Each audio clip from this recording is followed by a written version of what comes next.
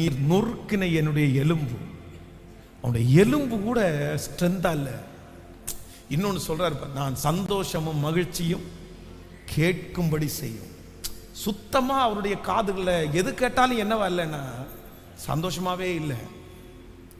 நீங்க தொடர்ந்து வாசிங்களேன், அவ்வளவு அவ்வளவு அவ்வளவு நான் தப்பு பண்ணிட்டேன்.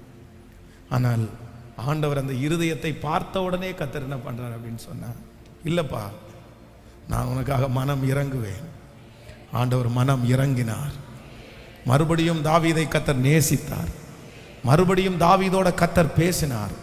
தன்னுடைய பரம ராஜ்யத்தினுடைய பணியை சகல காரியத்தையும் ஆயத்தப்படுத்துவதற்கு கர்த்தர் தாவீதை திரும்பவும் புதிய ஏற்பாட்டின் காலத்திலே எங்கு சொன்னாலும் கர்த்தர் சொல்கிற வார்த்தை, தாவீதின் வேறுமானவர், தாவீதின் வம்சமானவர்,